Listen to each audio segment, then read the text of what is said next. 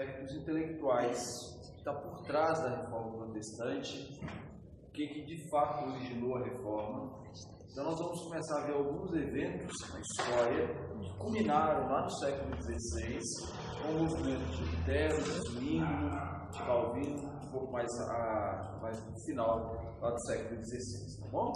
Nós vamos iniciar com uma oração, que a Deus esteja nos orientando, nos guiando, e depois nós vamos ler o versículo da Escritura Sagrada, tá? Vamos falar com Deus, feche seus olhos, vamos lá. Eterno Deus, nós adoramos o Teu nome, Pai, pela oportunidade que o Senhor nos dá de nos unirmos neste lugar, de portas abertas. Deus, nesse país, com liberdade de culto, graça e misericórdia do Senhor, que se achega a cada um de nós.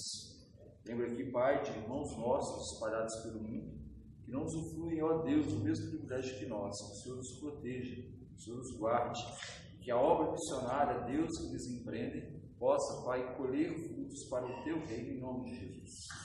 Enquanto nós aqui, Deus, clamamos a Tua graça, a Tua misericórdia. Que o Senhor, ó Pai, possa trazer à nossa mente, ao nosso coração, a Tua palavra, para que possamos, ó Deus, entender esse aspecto histórico, Pai, de fundamentos da nossa história e que trazem até os dias de hoje, ó Deus, aspectos para a nossa vida. Que o Senhor nos oriente, que o Senhor nos guarde, em nome de Jesus. Abençoe os meus irmãos aqui também, fazendo, ó Deus, com que a nossa mente, o nosso coração, seja trazido cativo, ó Pai, à Tua palavra. Eu peço que assim seja, em nome de Jesus. Amém. Meus irmãos, Neemias, capítulo 9. Neemias, no capítulo 9. Nós vamos ver apenas o verso de número 6. Neemias, capítulo 9, verso de número 6.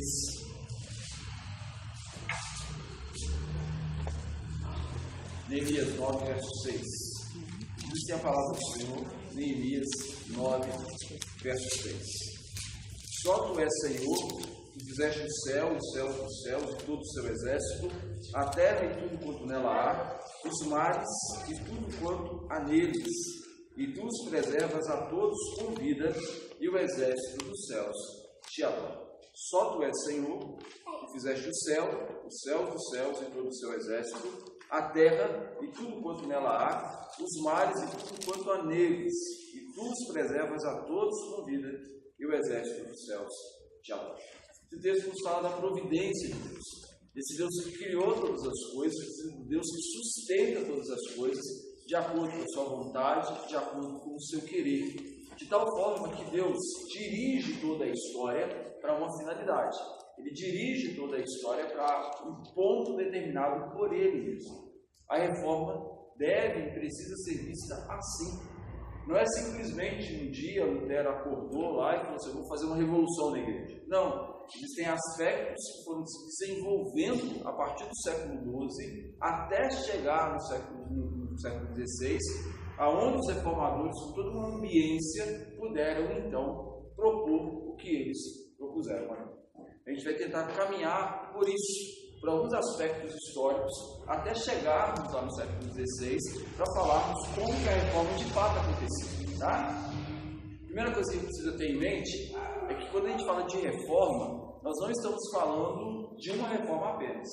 Quando a gente fala de reforma protestante, nos dá a ideia de um movimento coeso, de um movimento onde os reformadores mais conhecidos, né, Lutero, Zwinglio, Calvino, Melanchthon, Bullinger, Busser e outros que ali estavam, eles se reuniram em algum lugar, decidiram uma agenda em cada uma da sua cidade, se propuseram agora a pregar aquilo que eles haviam decidido. Não, isso não aconteceu.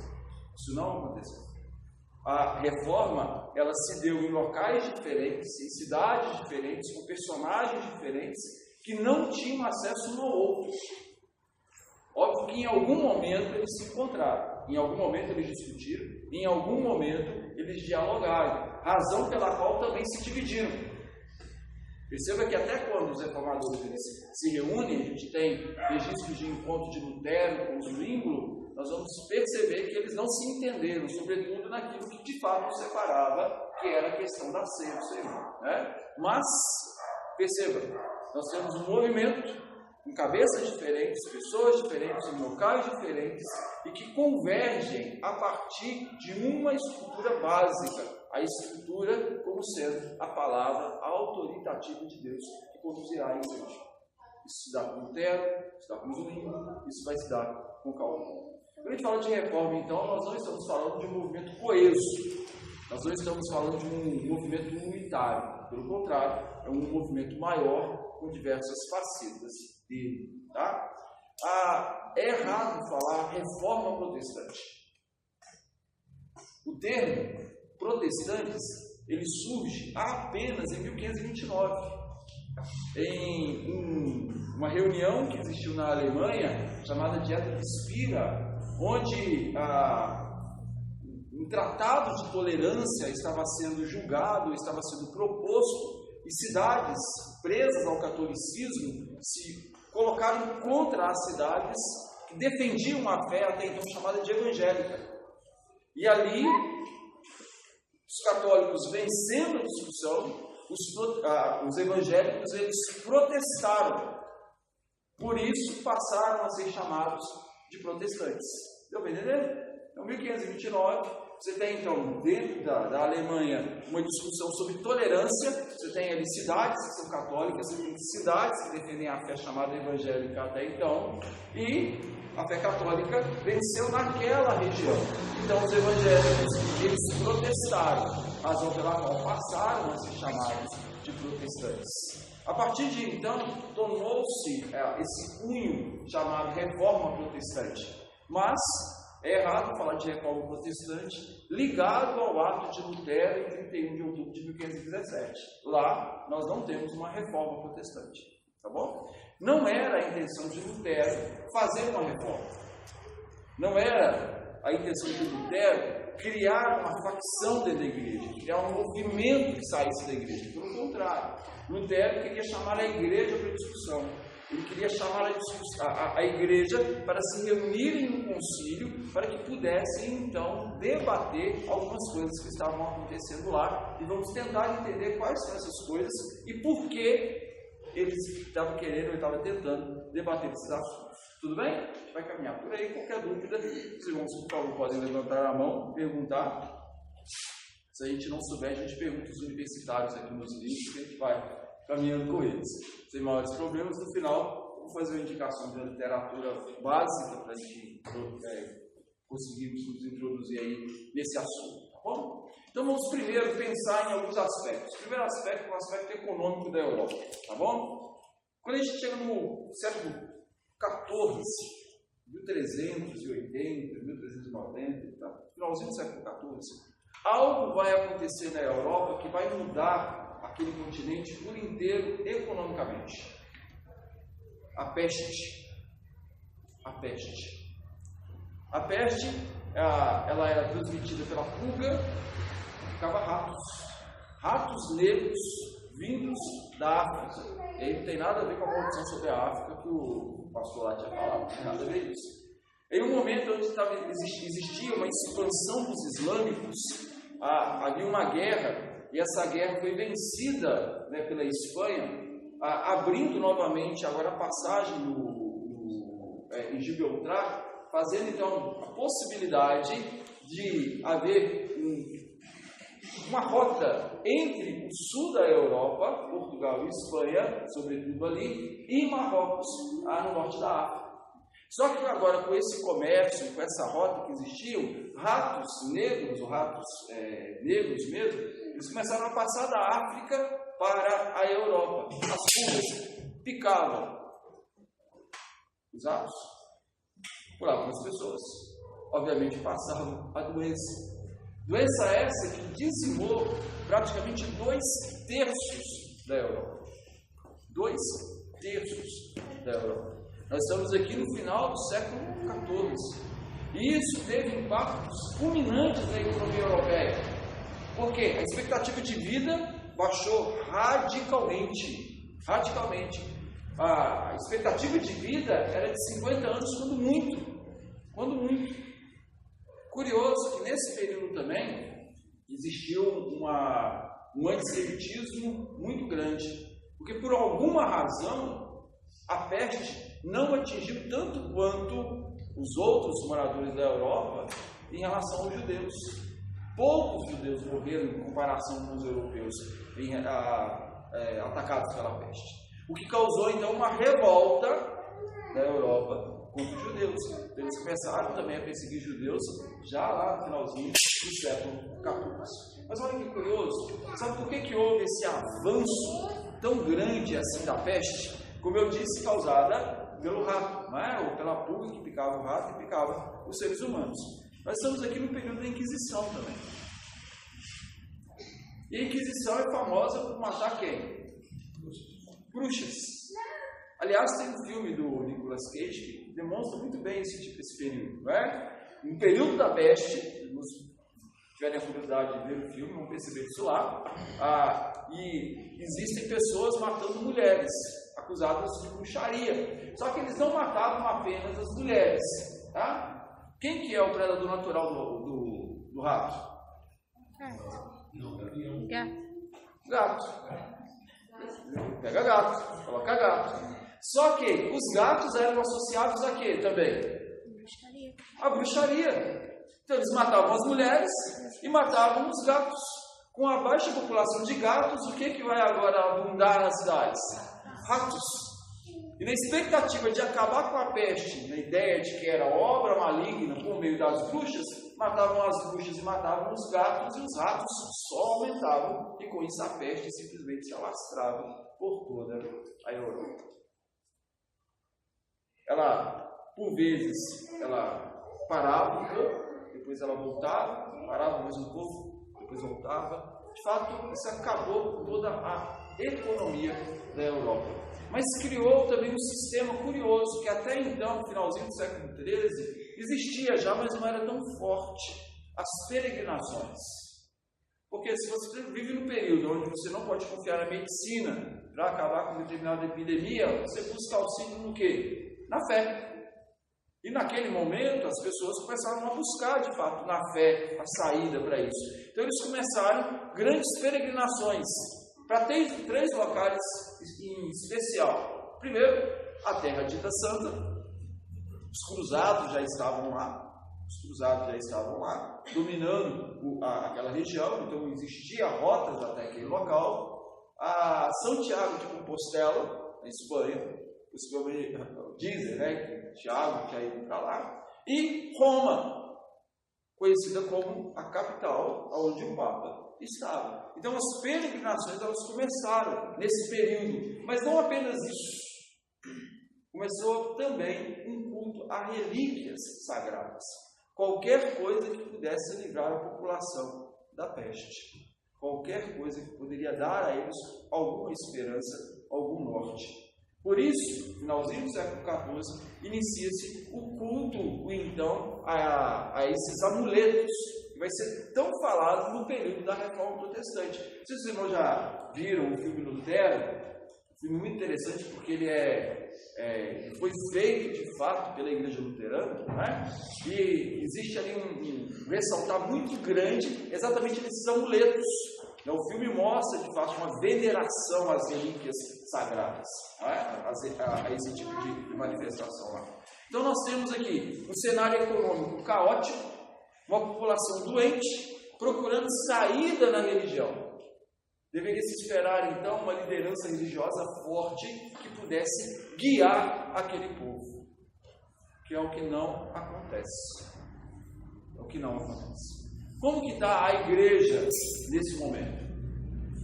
Vamos lembrar aqui, meus irmãos, que a reforma, e vamos tentar entender a reforma como sendo um racha dentro do cristianismo, não é correto falar dessa forma, mas só para simplificar, imaginar assim, esse não foi o primeiro racha dentro do cristianismo. Não foi. No século XI já havia acontecido um. 1054, um grupo da igreja oriental, ela rompe com a igreja ocidental, criando a chamada Igreja Católica Ortodoxa. Existem alguns aspectos que levaram a esse primeiro racha. Um desses aspectos é a dita proeminência do bispo de Roma sobre a igreja. Os orientais não concordavam com isso, mas, sobretudo, por uma palavrinha que aparece no credo niceno-constantinopolitano. Uma palavrinha criou um racha dentro da igreja. Uma palavrinha curiosa. Filioque. Filioque.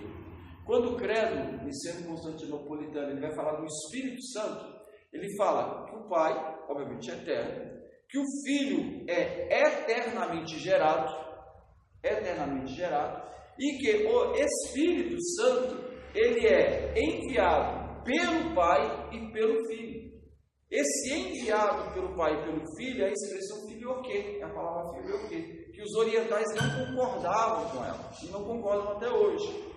Então, numa briga conciliar, eles simplesmente saem. Criam, então, uma outra igreja separada da igreja que assumiu, então, o nome de Igreja Católica Apostólica Romana. Até então, no século XI, existia a igreja. A igreja. Isso é importante, essa indicação, porque tempos passados, pessoas ou grupos foram jogados para fora da igreja, foram excluídos, foram excomungados, mas sempre foram vistos como seitas.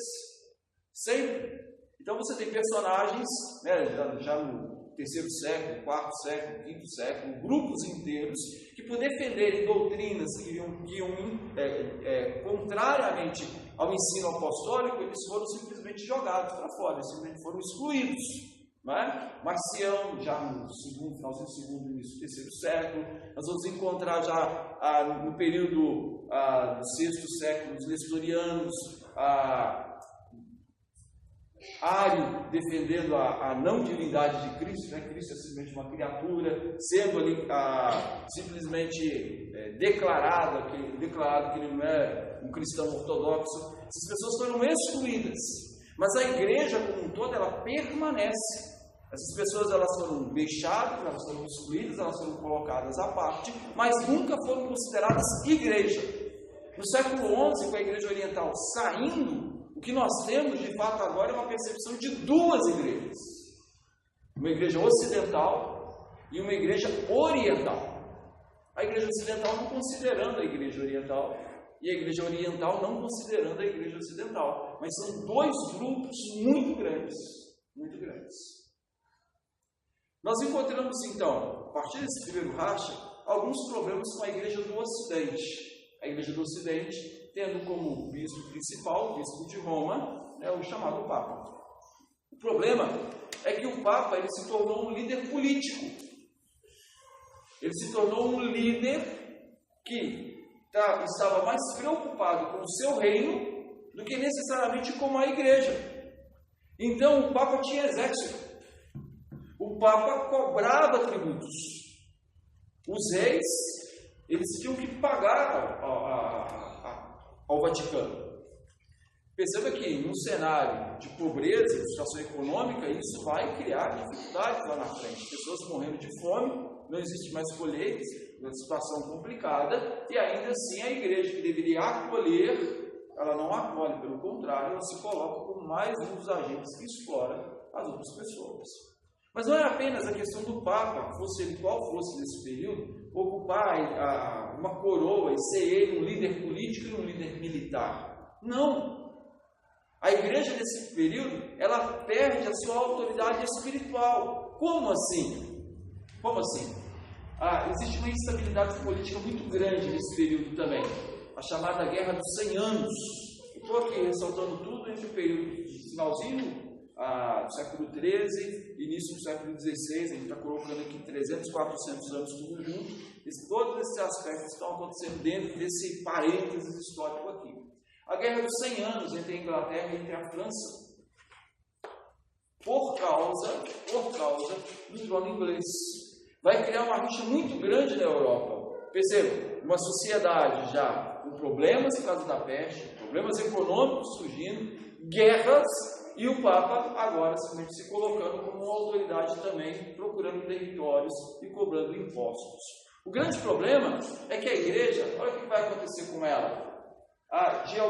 Por algum motivo, por alguma razão, a Inglaterra vence parte da guerra, a França vence parte da guerra, só que os franceses acharam por bem ter aquele que seria o poder espiritual sob a sua tutela. Qual que é a capital da Igreja Católica? O Vaticano. É o Vaticano. O Papa, então, tem que ficar no Vaticano, em Roma. O que os franceses fazem? Eles sequestram o Papa e levam para uma cidade francesa. E declaram que aquele é o Papa verdadeiro sobre toda a igreja. Sabe o que os ingleses fizeram? Não. Juntamente com os italianos, juntamente com os espanhóis, eles elevam ao trono da igreja um outro Papa. Então nós temos agora, em um período, 2 papas reinando. Um em Avignon, na França, vai ser o Papa dos franceses, dos alemães e dos Balcãs. E nós temos um Papa em Roma, que reina sobre os ingleses, sobre os italianos, sobre os espanhóis e sobre os portugueses. Liderança espiritual nenhuma dentro da igreja. Coesão doutrinária nenhuma dentro da igreja. E as coisas ficam piores ainda. Ficam piores. Por quê? Dentro da igreja católica, o Papa, ele é visto como sendo aquele que tem a autoridade. A infalibilidade papal já era defendida, embora ainda não por meio de decretos, mas já era algo considerado. Esse cisma acaba no final do século XV, em um concílio. E sabe o que o concílio decreta? Que quem de fato governa a igreja não é o Papa. Quem governa a igreja é o concílio. É o concílio. É a igreja reunida em concílio que define os caminhos espirituais da igreja, não mais nenhum Papa. Obviamente que o Papa não aceita esse tipo de manifestação, reúne um novo concílio que vai decretar que o outro concílio estava errado. O que eu quero trazer é que não existe coesão espiritual dentro da igreja. Ninguém sabe quem manda, ninguém sabe quem domina, ninguém sabe qual caminho deve seguir. Nada.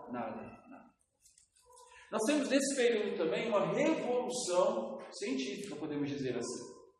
Um homem chamado Gutenberg. O que Gutenberg inventou? A imprensa. 1456, se não me falha a memória, Gutenberg imprime o seu primeiro livro. Vocês não sabem qual foi o primeiro livro impresso? A Bíblia de Gutenberg. Isso, meus irmãos, é uma revolução. Até aquele período, livro era algo caríssimo. Não é que se tornou mais baratíssimo depois da invenção da imprensa.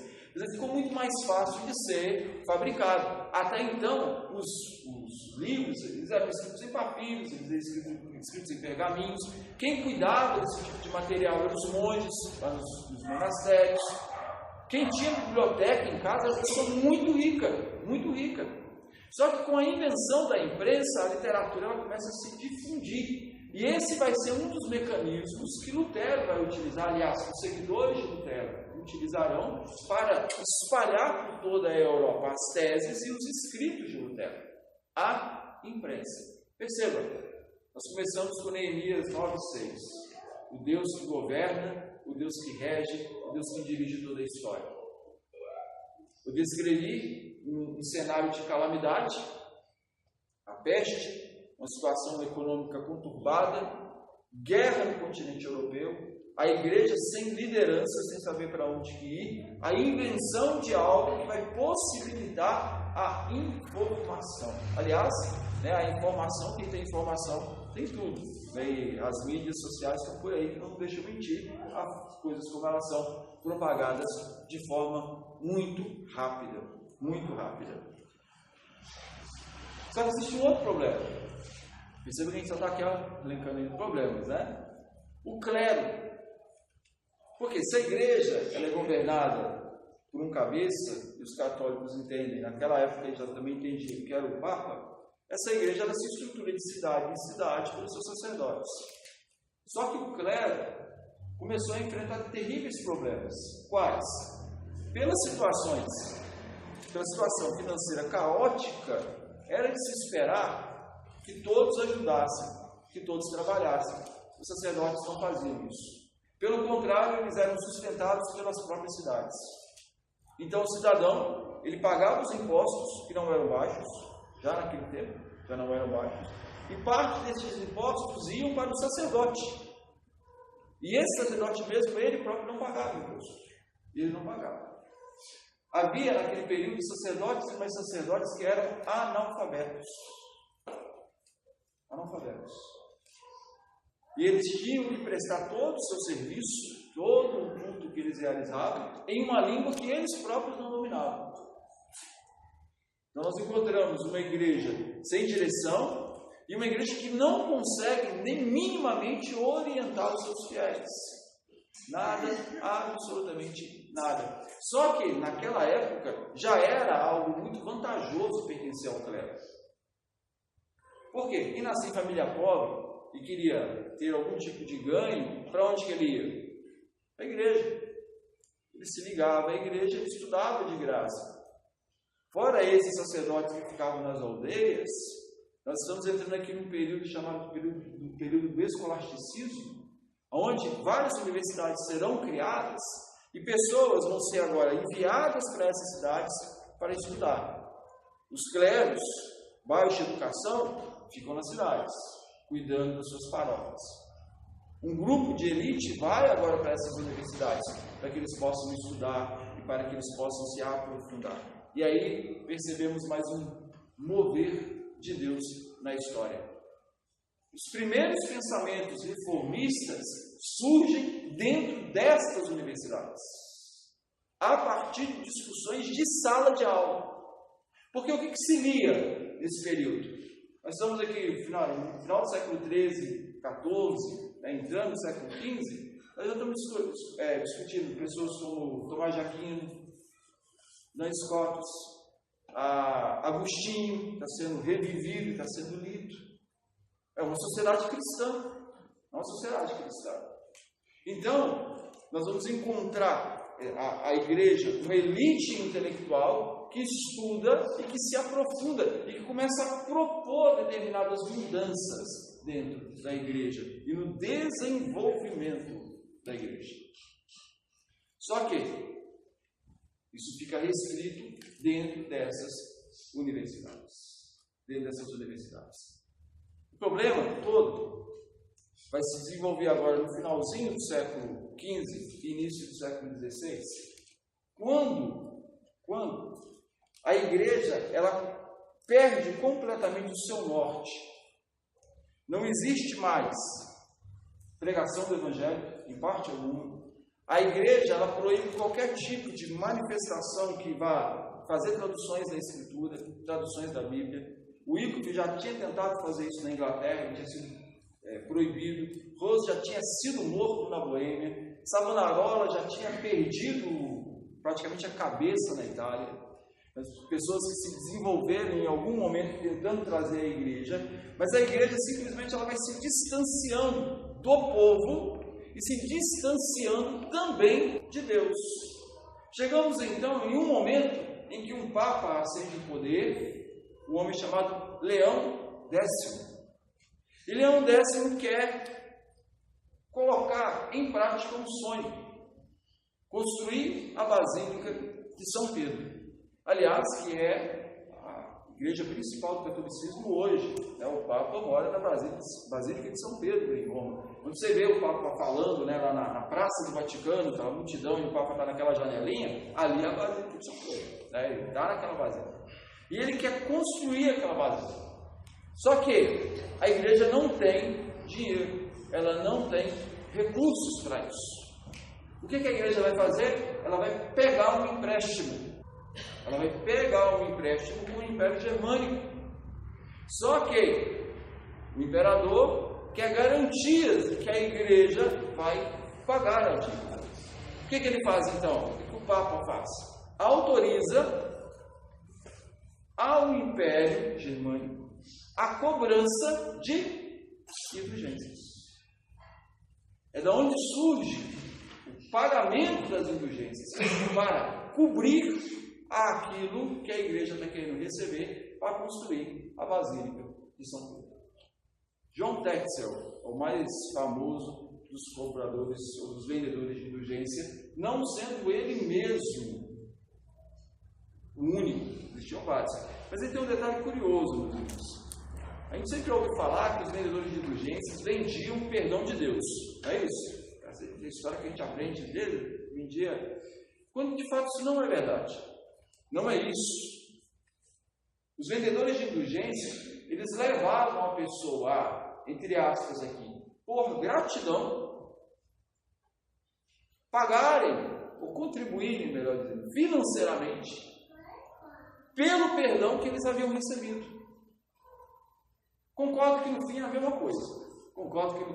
coisa. Estou dizendo isso porque ao estudar, a gente percebe claramente como que isso é o que acontece hoje.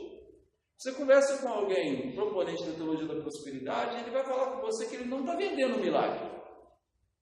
Ele não está vendendo o poder de Deus. Ele não está vendendo a garrafinha abençoada, que é a moda agora, né? Você pega, leva a garrafinha, eles estão lá colocando uma gota, não conta a gota mesmo, eles colocam uma gota ali na garrafinha para abençoar. Eles não estão vendendo aquilo. Eles estão te dando a garrafinha e te incentivando para que, com gratidão, você invista no reino. Em outras palavras, é a mesma coisa. É isso que os vendedores de indulgências faziam.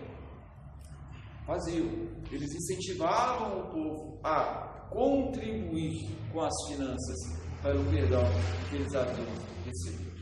Uma igreja sem direção, um clero despreparado e o povo tentando fugir a todo custo de uma crise econômica, de uma doença que não se deixa vencer de forma alguma e que começa a se apegar a amuletos e mais amuletos para tentar sair desse momento.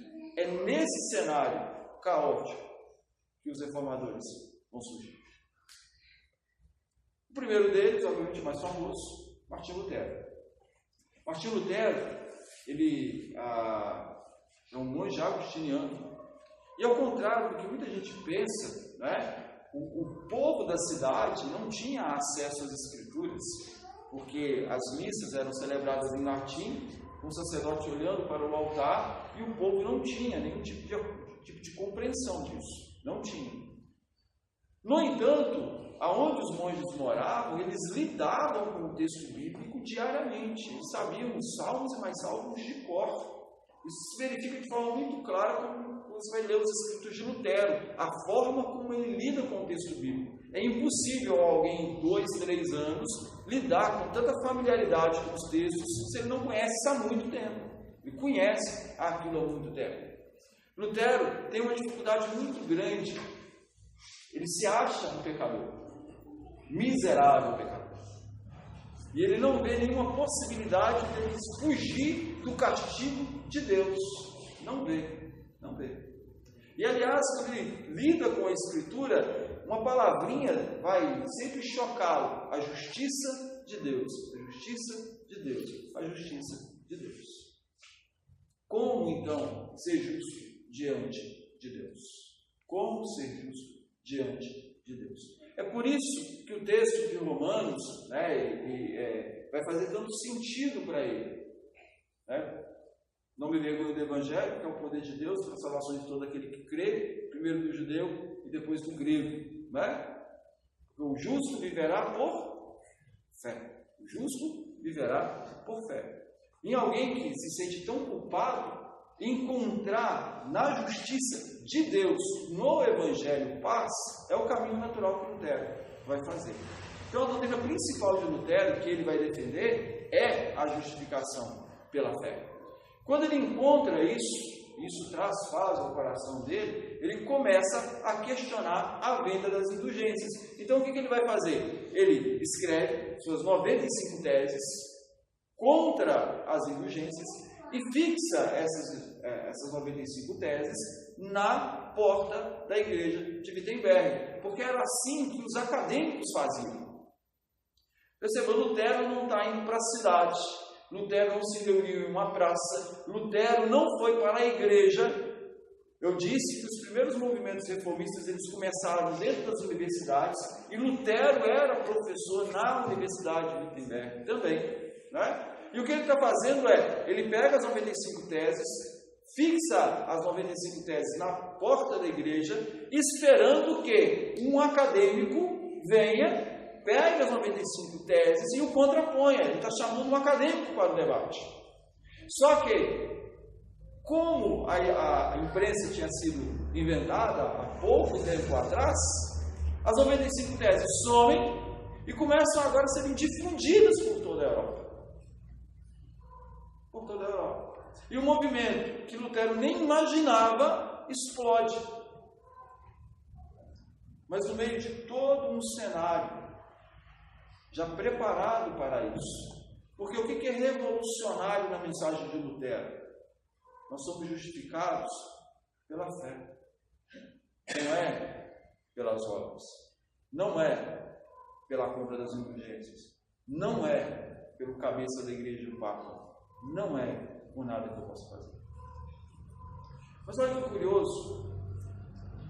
Essa reforma luterana, digamos assim, ela ficou restrita ao território que conhecemos hoje como a Alemanha. Esse movimento ele não foi exportado, ele não chegou na França, ele não chegou na Espanha, ele não atravessou o mar para chegar na Inglaterra, ele não subiu para o norte da Europa, ele ficou restrito na Alemanha. É por isso que um outro movimento, diferente desse primeiro, ele é extremamente importante, não é? Nós, como igreja presbiteriana, nós não somos herdeiros da reforma praticada por Lutero. Nós não somos. A nossa origem é outra, completamente diferente. É o que vai surgir na Suíça. Nós vamos encontrar um personagem, então, na Suíça, um homem chamado Wilhelm Zwingli.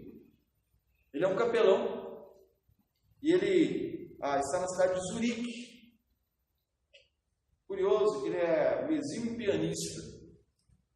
E ele, a partir das escrituras, vai entender que é errado ter instrumentos musicais dentro da igreja.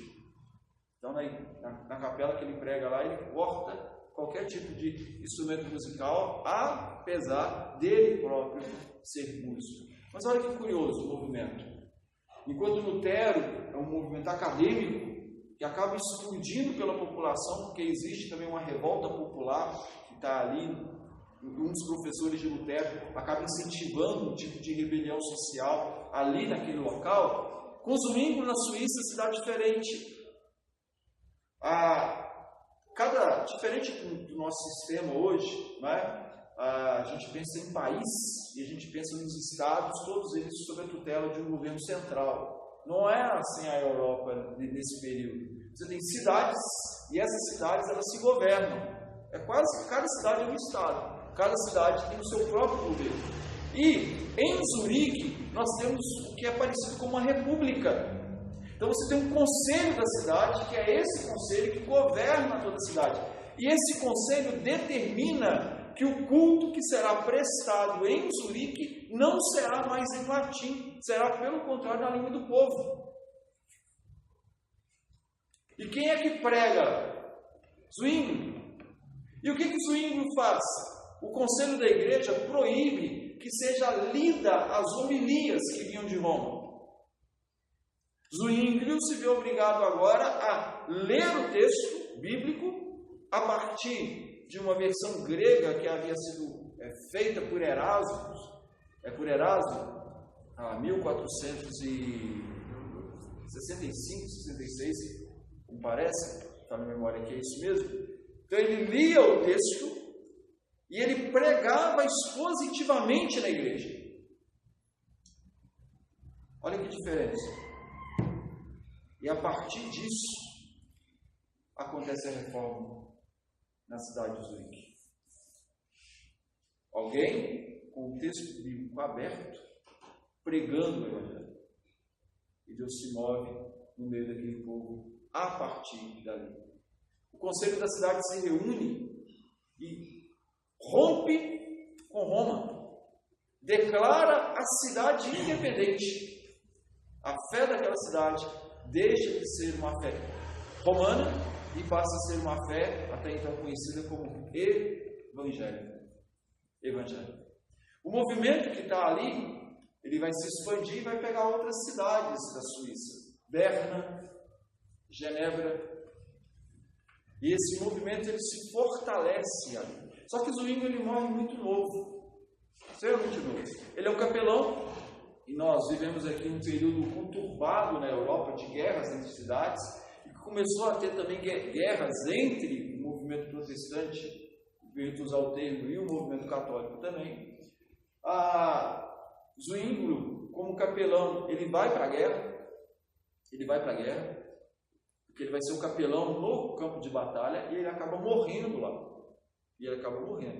Por isso que Calvino ele vai ter uma proeminência muito grande, porque ele nem chega a ter convivência com Zwinglio. Zwinglio tem uma convivência com Lutero, isso ele tem. Eles vão até chegar a uma certa discussão em relação à ceia do Senhor e haverá um desentendimento entre eles. Quando Zwinglio morre, a Bullinger, que é o seu seguidor, assume o movimento em Zurique, até que por fim se levanta em Genebra Calvino. Calvino nós não sabemos como ele se converteu. Não existem relatos da conversão de Calvino. Ele estudou pela igreja, a igreja pagou o seu estudo. No primeiro momento ele queria fazer direito, e chegou a estudar alguma coisa nesse sentido. Logo ele largou tanto os ensinos da igreja quanto essa pretensão de fazer direito. A história logo o coloca saindo da França, ele é francês, indo para Estrasburgo, que era uma cidade de refugiados, que eram perseguidos da França. Só que ele tem que passar por Genebra para ir para Estrasburgo. Quando ele passa por Genebra, um homem chamado Farel fica sabendo de que Calvino está passando pela cidade. Chama e o tenta convencer a todo custo a ficar ali, a permanecer ali. Só que Calvino não quer permanecer. Farel então vira para Calvino e fala o seguinte: tudo bem, vai embora, que tudo dê errado, você chega de Estrasburgo e você morra, né, que Deus pese a mão sobre você e tal. Acho que Calvino ficou em Genebra por medo. Ele decidiu ficar lá. E começou então um movimento de reforma de toda a Genebra, de toda ela. Só que Calvino, diferente do movimento luterano que está acontecendo na Alemanha, isso em paralelo, os movimentos são independentes, mas acontecendo em paralelo, o movimento luterano, ele é um movimento que ele mantém muitos dos aspectos da igreja romana, o culto muito parecido. Lutero ele faz uma versão enquanto ele está foragido, né? Ele é sequestrado em 1521 pelos seus amigos e levado para um castelo, né, na dieta de Worms, e aí ele faz uma tradução da Bíblia para o alemão e ele começa a pregar a partir do vernáculo também do povo, né, a partir da Bíblia em alemão, mas a reforma que ele se empreende a fazer, retém ainda muitos aspectos do catolicismo. E a doutrina central, a doutrina da justificação pela fé. O movimento liderado por Zwinglio e depois vai ser assumido por Calvino, ele é um movimento que tem como cerne 2 pontos. Primeiro deles, o culto, depois a vida na sociedade. É por isso que desse movimento, quando esse movimento chega na Inglaterra, um grupo que vai se desenvolver a partir desse movimento é chamado de puritanos. Eles tentam viver uma vida pura. E como que esse movimento chega lá na Inglaterra?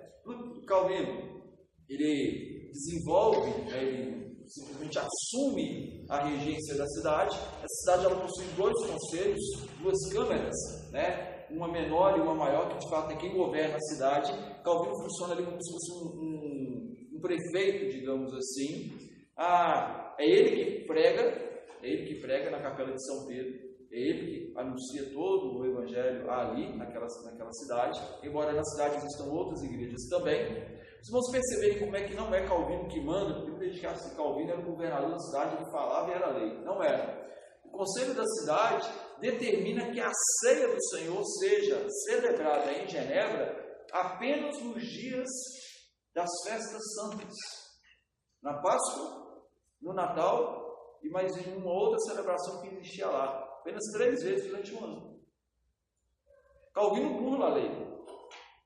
Eu já expliquei aqui na igreja como é que ele burlou a lei, né? Ele burla a lei. Como existiam outras igrejas espalhadas em Genebra, o que ele faz? Ele fala que cada igreja vai celebrar a ceia 3 vezes, só que não na mesma data. Então, uma celebra no mês, a outra na outra, outra na outra, de tal forma que tem ceia o ano inteiro, cada igreja celebrando 3 vezes, cumprindo a lei, de certa forma, né? Cumprindo a lei. Calvino fica ali, só que Calvino é extremamente rígido. Por quê? A reforma que ele empreende é uma reforma do culto. Qual que é essa reforma do culto, meus irmãos? É um culto puro e simples. Puro e simples. O povo se reúne e não existe corais. Calvino manda metrificar os salmos para que eles cantem a Bíblia. E a pregação ela é de forma sistemática, versículo a versículo. Versículo a versículo. Calvino vai passando versículo a versículo. Você pegar os comentários de Calvino, né, lançados, existe em português os comentários, você vai perceber que ele comenta versículo a versículo. Comenta versículo a versículo. Não é? E uma cobrança muito grande da vida privada das pessoas. Que elas se mantenham puras, que elas se mantenham santas, que elas cumpram a lei de Deus. Cumpram o Evangelho. Cumpram o Evangelho. A cidade, no primeiro momento, acha aquilo muito pesado. O que eles fazem? Mandam Calvino embora. Calvino, então, consegue cumprir a sua vontade e ele vai para Estrasburgo. Lá em Estrasburgo, ele encontra um homem chamado Bulser, que vai ajudá-lo muito. Calvino se aprofunda muito na sua teologia lá em Estrasburgo, pela tutela de Bulser. Ele fica lá, um período. Genebra cai um caos social. O que a cidade faz, então? Manda trazer Calvino de novo. Calvino volta, e ali ele vai começar a empreender tudo que ele havia projetado, então, antes de ir embora. Ele cria em Genebra a academia, que não é à toa. Não é à toa. A academia é o nome da escola de Platão. Né? Ele funda a academia em Genebra, que se torna agora um centro de estudos e de preparação de missionários.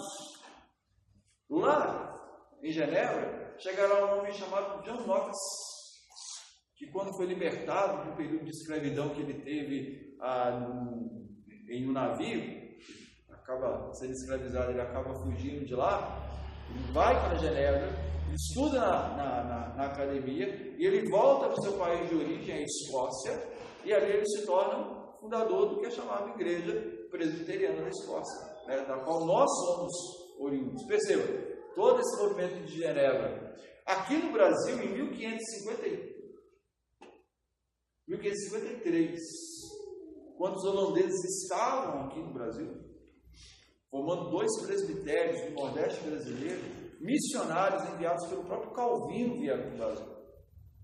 Só que esse movimento aqui no Brasil ele acabou sendo perseguido, terminou, né, pela perseguição. Os católicos falam que foram os índios, foram eles perseguindo a igreja lá no norte, lá no Nordeste, e acabando dizimando, né, com os holandeses que lá estavam. Uma esperança de fé reformada na nossa igreja. No nosso país. Calvino, então, a partir das Institutas, né, que é o seu escrito, acaba influenciando toda a Europa. Enquanto Lutero ele fica restrito a um período, a um local, a Alemanha, a fé reformada, partindo de Zwinglio e de Calvino, ele alcança o norte da Europa, a Inglaterra, e a partir das novas terras que foram descobertas em 1492 e a parte sul da América em 1500, não é? Começa a influenciar todo mundo. Todo mundo. Por isso que existiu um alargar extremo da fé reformada logo no século XVI, século XVII, com os missionários e, sobretudo, com as pessoas que se convertiam e iam para esses locais. Paralelo a esse movimento, existiu também na Suíça o que é chamado, esses 2 movimentos, a reforma luterana e a reforma por parte do Zwinglio de Calvino, é chamada de reforma magisterial. Por quê? Porque elas contam com o apoio dos magistrados das cidades. Os alemães viram em Lutero uma possibilidade de sair da tutela do Papa. Então, várias questões políticas mesmo se aliaram a Lutero e declararam as suas cidades libertas da imposição católica.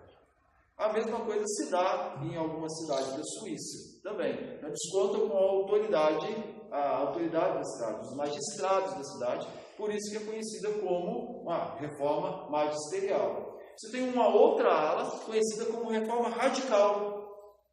Por quê? Nos rincões de Zurique, um grupo não vai concordar com o que Zwinglio está fazendo. Eles acham que Zwinglio está sendo muito brando nas reformas que ele está empreendendo na cidade. Por exemplo, Zwinglio aceitava a tutela dos que governavam a cidade. De certa forma, o conselho da cidade interferia na igreja. E esse grupo discordava disso radicalmente.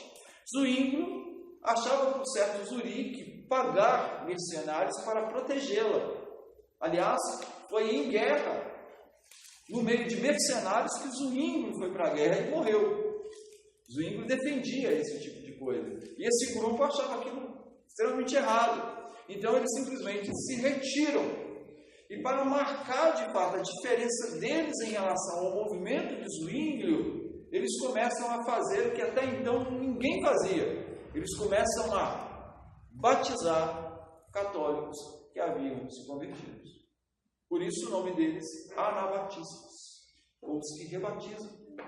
Curioso é perceber que a primeira geração batizava por aspersão e batizava crianças. É a partir da segunda geração que eles iniciam os batismos por imersão e deixam de batizar as crianças. Para fazer uma distinção mais radical ainda. Mais radical ainda. Então nós temos três movimentos. A reforma radical, de certa forma, influenciada pela reforma de Zwinglio, mas a reforma luterana, esses três movimentos, eles se desenvolvem de forma paralela. A igreja se vê numa situação conturbadíssima, a igreja católica. Por isso, ela convoca um concílio. 1543 a 1546, Concílio de Trento. Só que a igreja tem um terrível problema. Eu disse aqui que a doutrina principal de Lutero é a doutrina da justificação pela fé. Só que essa doutrina não era desconhecida da igreja. Não era. A igreja já tinha discutido sobre isso. Em um concílio chamado Orange II. Só que Lutero não conhecia esse concílio e a liderança da igreja também não conhecia esse concílio. Razão pela qual as divergências doutrinárias apresentadas vão encontrar o campo de batalha ao invés do consenso conciliar. Porque se eles tivessem simplesmente voltado ao que a igreja já havia tratado, perceberiam que aquilo que Lutero estava propondo já era algo reconhecido pela própria igreja como sendo verdade. Como eles não tinham os cânones desse concílio, Orange II, tinham apenas o do primeiro, os termos pelos quais Lutero está combatendo, o concílio lá não consegue reter todas, ou não consegue combater todas, ou não consegue abarcar todas as questões. Por isso, quando o Tento vai se reunir, ele vai declarar de forma muito clara que seja anátema, que seja maldito aqueles que defendem que a justificação seja apenas pela fé. De certa forma, o Concílio de Trento nega um dos seus concílios do passado e coloca agora o semi-pelagianismo como doutrina oficial da igreja. Somos justificados pela fé, mas acompanhada de obras. Cria-se então uma separação radical entre o que passa então a ser chamado de fé protestante, de fé católica. Estamos aqui hoje estudando isso. Alguma pergunta? Pois não, Abraão? No caso da Igreja Ortodoxa, ela caminha nesse sistema também? De fé justificada e também seguida pelas obras? Também. A doutrina ela continua sendo sempre pelagiana, ainda dos ortodoxos. Também. Ela continua. Porque o que a igreja fez? O que a igreja fez em Trento é tornar oficial algo que era prática já. A prática já. Quando Agostinho, no século V, está combatendo o pelagianismo, né? Uma ala da igreja discorda de Pelágio. O que Pelágio ensinava? Que o ser humano ele nasce inocente, não existe pecado. O pecado foi o pecado de Adão, esse pecado ele não é transmitido à geração, ele é lá o pecado de Adão, e as pessoas nascem em estado de inocência e elas são influenciadas pelo seu meio para o mal e por isso que elas são más. Elas não são más por si só. Seria como se não fosse trágico, né? Mas a ideia é assim, como o pessoal está dizendo aí que ninguém nasce homem ou mulher, a sociedade que faz você ser homem e ser mulher, a sociedade fazia ser pecador. A sociedade que vai ser pecador, ninguém nasce pecador. Basicamente é isso.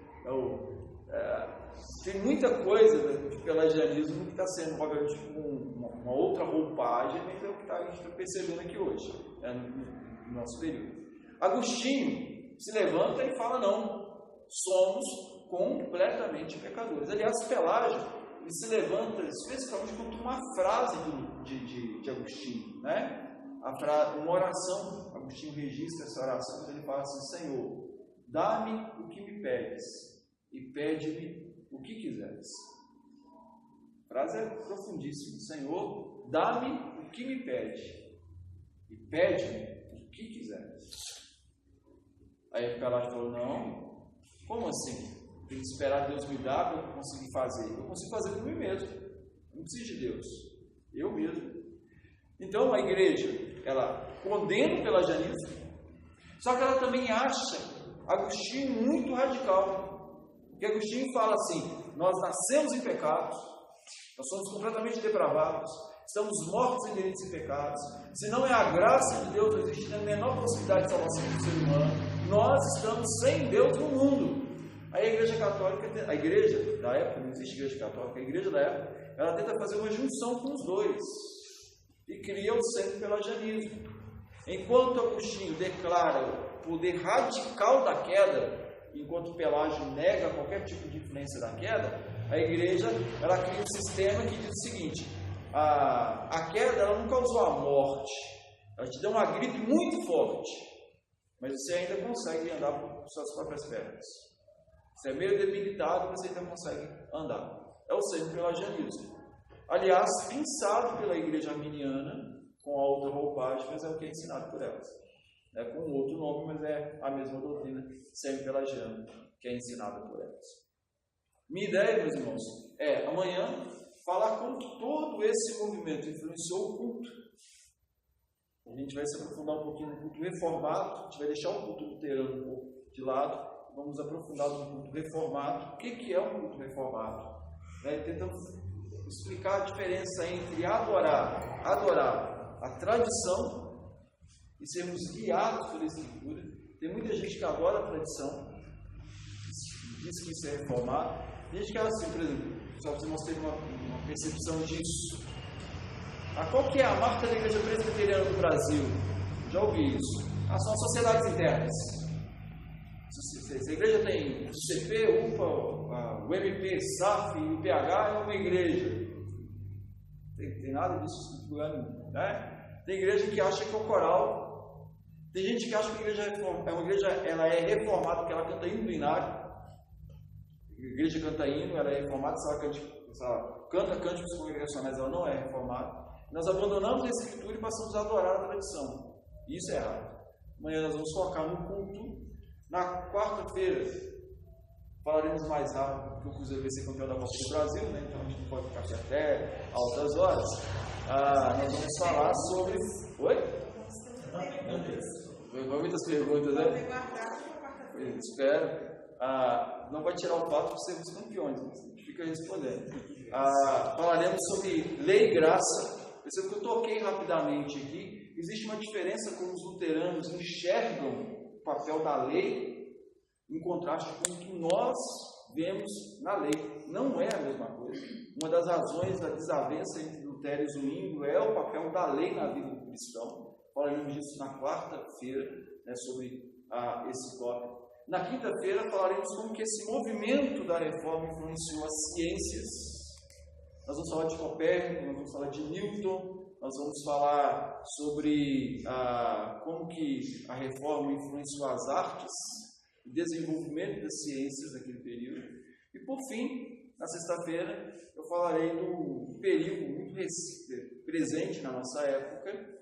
Tem pipocado no nosso meio aí grupos de estudo do calvinismo, grupos de estudo da fé reformada, mas muito mais fundamentado em uma vertente, né, reformada, oriunda da Holanda, chamada de neocalvinismo, só que tomou aqui no Brasil uma outra roupagem completamente diferente, que foi proposto lá por Kuyper, por Deuber, no final do século XIX, e aqui no Brasil ela tem tomado uma outra roupagem, criada pelos intelectuais, mas com pouca piedade, com pouca oração, com pouca vida com Deus. E o perigo de você ter uma mente filosoficada. Você tem uma reforma na cabeça, mas você não consegue reformar a vida.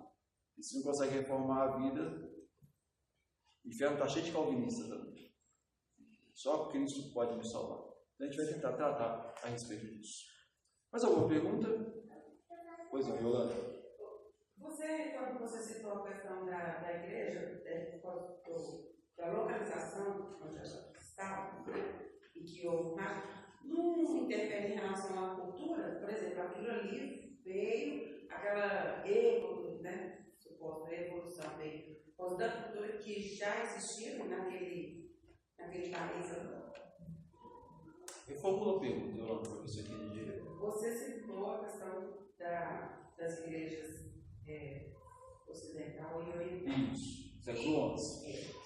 Em decorrência disso, não é a questão da evolução por causa da localização, da cultura, porque quando a gente estuda, eu estou perguntando por sobre a gente lá quando você conhece, né, Ronaldo Douglas. Isso.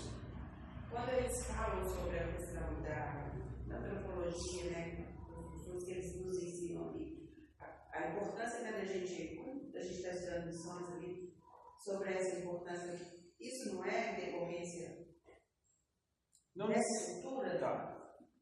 Não necessariamente.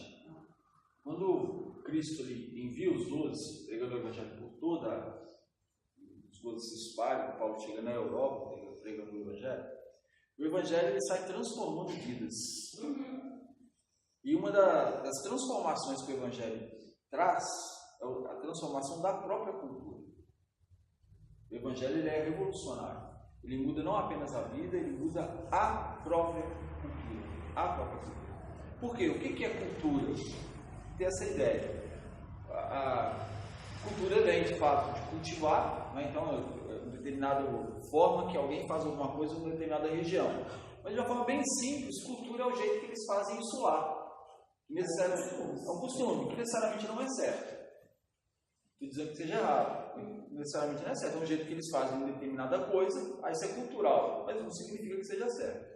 O Evangelho ele transforma a vida e ele transforma também a cultura. Quando a gente chega no século IV, Constantino declara a Igreja como a religião oficial do Império, algo acontece. As pessoas elas se tornam cristãs sem conversão. Elas pertencem a um império cristão. Se elas pertencem a esse império, elas também são cristãs. O problema é que não há conversão, então elas continuam adorando os seus próprios deuses e continuam com as suas próprias práticas. Sabe por que a Igreja, a partir do século V, do século VI, ela começou a discutir a idolatria a Maria, a mariologia? Porque nos Balcãs existem divindades femininas. E como o império ele vai avançando e acaba pegando esse povo, e esse povo precisa ter esse referencial feminino, como é que a gente encontra esse referencial dentro do cristianismo? Nós precisamos de uma mulher para simbolizar isso. Quem que nós vamos colocar aqui? Maria. Maria vai simbolizar. Não é que a igreja se reuniu e fez isso de forma pensada. Não é isso. Mas imagina só, o sujeito está ali, ele tem um panteão de deuses, e entre esse panteão de deuses, ele tem uma mulher. Ele vai tentar refletir essa adoração em algum personagem que lhe chame a atenção. E ninguém mais propício na Escritura do que Maria para fazer isso. Ele encontrava esse panteão de deuses na própria ideia de trindade. Tem 3 deuses aqui. A igreja ela teve muito trabalho nos 5 primeiros séculos para debater, para formular a sua ideia trinitária. Muita dificuldade. Razão que foi surgir, ou que foi desembocar com racha lá no século XI. É uma questão trinitária ainda, que está lá. Só que a igreja ela se expande sem mudar a cultura das pessoas. Então nós vamos encontrar diferentes igrejas ditas cristãs em diferentes lugares. O que acontece no período da Reforma é que agora sim, a partir da Escritura, isso aqui não é Escritura, não é? A partir da Escritura, o povo vai sendo chamado a uma mudança de vida e uma mudança de conduta. Por isso o movimento da Inglaterra, os puritanos, é tão importante. E a reforma que começa em Zurique, chega em Berna, vai chegar lá em Genebra e em outras cidades suíças é importante. Porque ela reformula o culto e ela reformula a vida das pessoas. Ela reformula a sociedade. Então, nesse período da reforma, os bares se fecharam. O que acontece no grande avivamento dos Estados Unidos, no século XVIII, no século XIX, Jonathan Edwards, o próprio Wesley, saindo da Inglaterra e pregando por lá também, me fugiu aqui o nome do metodista que era calvinista, também estava pregando naquela região. Eles começaram a perceber que a partir da Escritura as pessoas elas saíam de um nominalismo, simplesmente de uma religião que elas professavam pelo nome, e a vida era mudada de tal forma que aquilo lhe fez com que os bares se fechassem, os bordéis se fecharam, e as pessoas tinham uma vida transformada.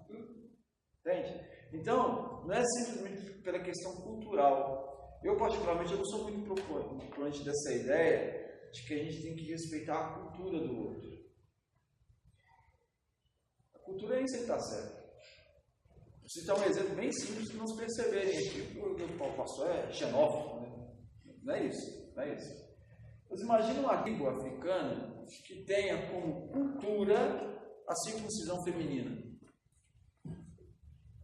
Você vai aceitar essa cultura? Você não pode falar contra porque é cultural?